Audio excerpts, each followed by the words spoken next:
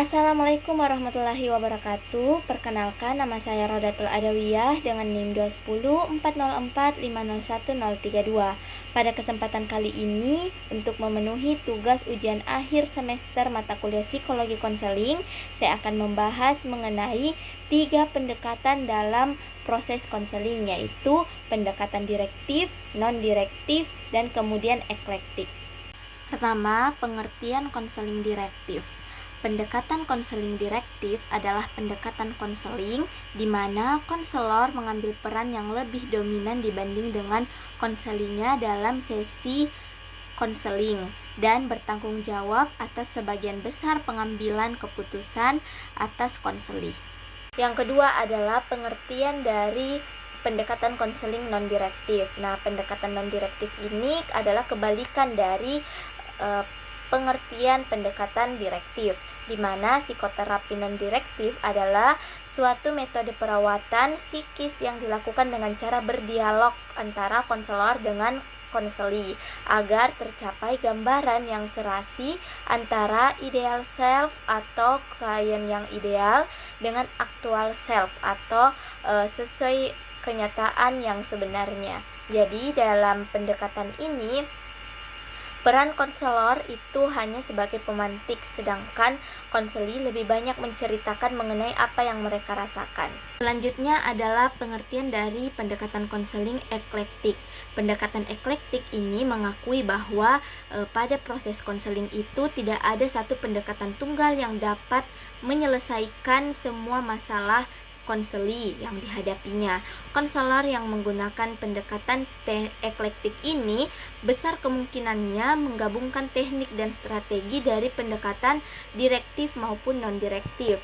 Selain itu, dalam pendekatan eklektik ini juga bisa jadi konselor itu menerapkan beberapa pendekatan seperti pendekatan behavioral, psikodinamik, dan sebagainya. Selanjutnya adalah tahap-tahap dari konseling direktif. Yang pertama itu ada tahap analisis. Nah, di tahap analisis ini merupakan pengumpulan informasi tentang konseli. Kemudian ada tahap sintesis, di mana pada tahap sintesis ini merupakan tahap merangkum, mengkategorikan, dan menghubungkan semua informasi yang telah terkumpul. Tahap ketiga ada tahap diagnosis, merupakan proses penarikan kesimpulan yang logis untuk menentukan permasalahan beserta penyebab dan gejalanya. Kemudian ada tahap prognosis, merupakan tahap memprediksi perihal yang mungkin akan terjadi berdasarkan keterangan yang sudah nyata. Dan kemudian ada di tahap yang kelima itu tahap treatment, merupakan tahap yang inti karena disinilah langkah yang diambil konselor dan konseli dalam menyesuaikan diri sesuai dengan masalah yang ada. Yang terakhir ada tindak lanjut sebagai tahap terakhir yang mana merupakan segala sesuatu yang dilakukan oleh konselor pada konseli dalam membantu konseli untuk menyelesaikan permasalahannya. Setelah penjelasan mengenai langkah-langkah dari pendekatan konseling direktif, selanjutnya adalah kita akan membahas mengenai langkah-langkah pelaksanaan konseling non-direktif. Jadi terdapat 7 tahap. Yang pertama itu konseli datang untuk meminta bantuan kepada konselor secara sukarela. Nah, di sini konseli secara sadar bahwa mereka itu sedang berada dalam masalah sehingga mereka butuh bantuan konselor. Yang kedua adalah merumuskan situasi bantuan. Nah, di sini peran konselor itu membantu bagaimana konseli bisa menceritakan masalahnya secara detail sehingga konselor mampu untuk merumuskan apa saja yang perlu dilakukan dalam proses konseling. Kemudian yang ketiga adalah konselor mendorong konseli untuk mengungkapkan perasaannya secara bebas berkaitan dengan apa yang dirasakan atau masalahnya. Dan yang keempat, konselor secara tulus menerima dan menjernihkan perasaan konseli yang sifatnya negatif. Jadi pada tahap 2 dan 3 tadi, konselor sudah meminta kepada konseli untuk menceritakan apa yang mereka rasakan. Kemudian di tahap keempat ini, konselor membantu untuk konseli mengeluarkan semua perasaan-perasaan negatifnya. Yang kelima, konselor menerima perasaan positif yang diungkapkan oleh konseli. Nah, setelah tahap keempat tadi dilakukan, maka konselor akan membantu konseli untuk mengungkapkan perasaan positifnya. Tahap selanjutnya adalah klien mencurahkan perasaannya secara berangsur dan muncul pula perkembangan terhadap wawasan atau insight-nya. Jadi di sini konselor sudah mampu mengenali dirinya dan pemahamannya serta menerima apa yang menjadi masalah pada dirinya. Kemudian yang terakhir adalah apabila konselor telah memiliki pemahaman terhadap masalah dan menerimanya, maka konselor mulai membuat keputusan untuk melangkah ke tindakan selanjutnya. Jadi pada tahap ini konselilah yang menentukan akan menyelesaikan masalahnya itu seperti apa. Peran konselor di sini hanyalah menjadi pemantik dan tempat cerita dari konseli itu sendiri. Selanjutnya ada langkah-langkah pelaksanaan konseling elektif. Terdapat 6 langkah. Yang pertama itu eksplorasi. Jadi di sini konselor menanyakan hal-hal yang memungkinkan untuk mengeksplor permasalahan yang dirasakan oleh konseli. Dengan pertanyaan-pertanyaan itu, maka konseli akan terbuka dan menceritakan permasalahannya.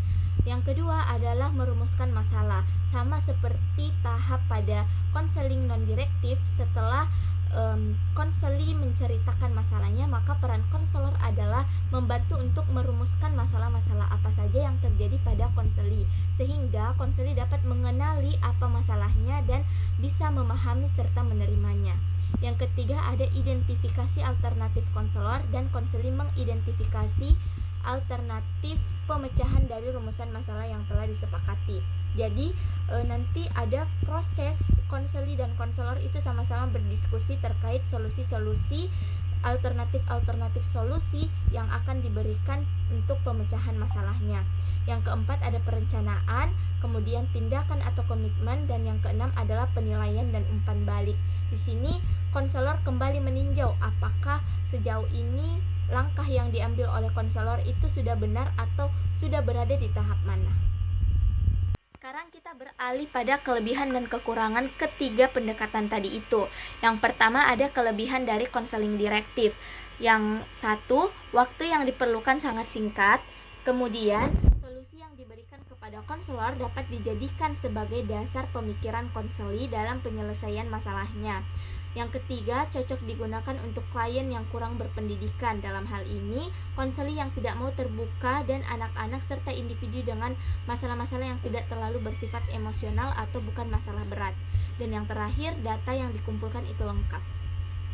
Kelebihan dari konseling non-direktif. Yang pertama itu pemusatan kepada konseli, bukan konselor.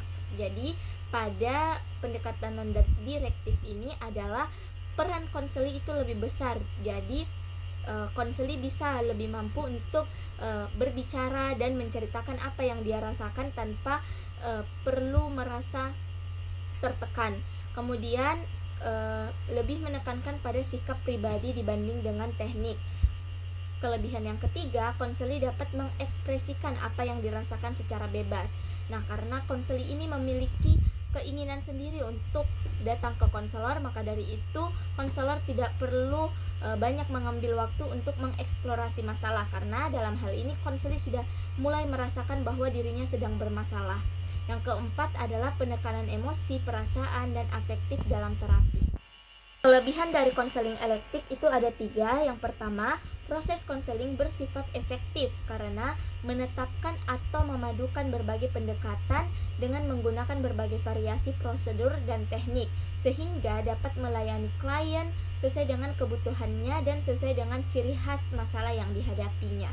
Jadi dengan pendekatan konseling eklektik ini menggunakan banyak pendekatan-pendekatan dan teknik-teknik, sehingga sangat banyak yang bisa dilakukan dan sangat banyak alternatif solusi yang dapat diberikan.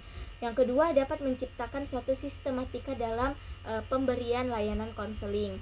Terakhir, konselor dapat dianggap lebih fleksibel karena dapat berada dalam kontinu dari direktif dan non-direktif. Kita beralih ke bagian kekurangan 3 pendekatan tadi. Kekurangan dari konseling direktif, yang pertama, meragukan kemampuan konseli untuk memecahkan masalahnya sendiri. Mengapa? Karena di sini peran konselor itu yang paling besar, dan baik dalam pemutusan solusi ataupun dalam mengeksplorasi masalah, di sini memang konselor lebih dominan dibanding dengan konseli. Terus kekurangan yang kedua adalah tidak efektif untuk konseli dengan masalah emosional yang mendalam. Jadi bagi permasalahan-permasalahan yang berat, non-direktif ini kurang cocok diterapkan dalam proses konseling. Yang ketiga, konseli mungkin merasa tidak memiliki kendali atas sesi konseling. Ya, karena di sini konselor lah yang memegang kendali yang cukup besar sehingga konseli bisa saja merasa bahwa dia tidak mempunyai andil dalam penyelesaian permasalahannya. Kekurangan konseling non-direktif terlalu luas dan umum sehingga sulit untuk menilai individu. Kemudian tidak cukup sistematik dan lengkap, terutama yang berkaitan dengan konseli yang kecil tanggung jawabnya. Jadi kekurangan konseling non-direktif ini karena dia terlalu berpusat terhadap konseli, jadi kebenaran-kebenaran dari apa yang dikatakan itu terkadang masih diragukan karena masih bersifat sangat luas. Yang terakhir ada kekurangan konseling eklektik. Pertama, konseli dapat merasa bingung bila konselor mengubah-ubah siasatnya sesuai dengan keadaan konseli pada fase-fase tertentu dalam proses konseling karena dalam eklektik ini menggunakan berbagai pendekatan. Yang kedua, masih diragukan apakah beberapa konselor itu mampu menentukan siasat yang paling sesuai hanya berdasarkan reaksi dan tanggapan konseli pada saat-saat tertentu selama proses konseling berlangsung. Jadi penggunaan pendekatan eklektik ini diperlukan keprofesionalan juga dan kemampuan kognitif dari konselor yang baik. Tadi penjelasan mengenai 3 pendekatan dalam konseling, yaitu direktif, non-direktif, dan eklektik. Semoga bermanfaat, kurang dan lebihnya mohon dimaafkan. Wassalamualaikum warahmatullahi wabarakatuh.